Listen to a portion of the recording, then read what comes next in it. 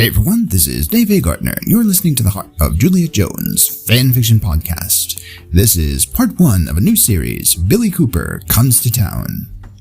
A month later welcomed gusts of autumn winds across the fields and forests of the sleepy little suburban town of Devon. A new season had begun, but summer still lingered with its sunny kindness and warmth. Julie was grateful that Eve was back to her usual self, already flitting about town, hanging out with Deirdre on weekends down at the Hop, slipping coins into the jukebox and swinging and twisting with guys she knew from high school.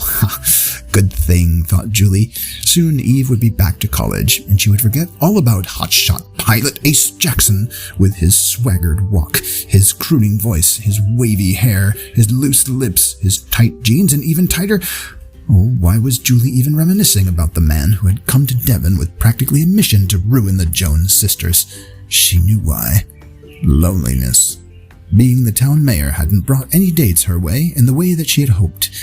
Her police friend Eddie down at Precinct 1, because there was only one precinct in Devon, had always had the hots for her, and she had never accepted his invitations for more. Why not? Was there something wrong with her? Waiting around for the right man was as exhausting as changing a flat on her jalopy that had broken down on the side of the interstate. At midnight, with no lights, north, south, east, or west. Now Eve, well, there was a woman who could attract a man, she thought. Her outgoing, vivacious 20-something sister was the former national Miss Teenager runner-up, and darling attraction to almost every male species in the Western Hemisphere. Why couldn't Julie attract men like that? What was wrong with a woman who insisted that her men be respectful, intelligent, forthright, and maybe a little bit on the hot side? Were her standards too high?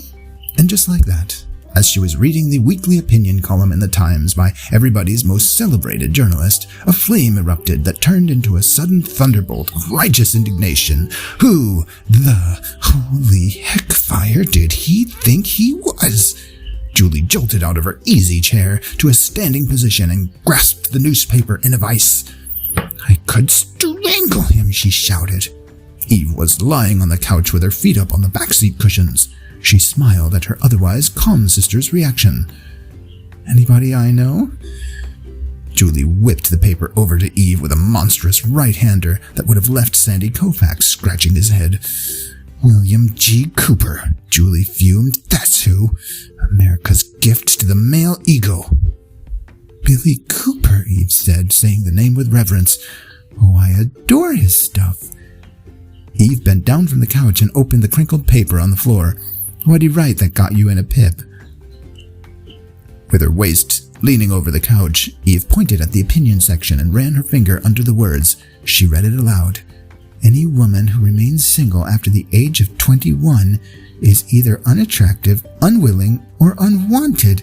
Throwing her head back, Eve laughed out loud. No wonder, she cried. How would he know? Julie uttered, feeling her face flush hot. He's not a woman. Obviously over 21.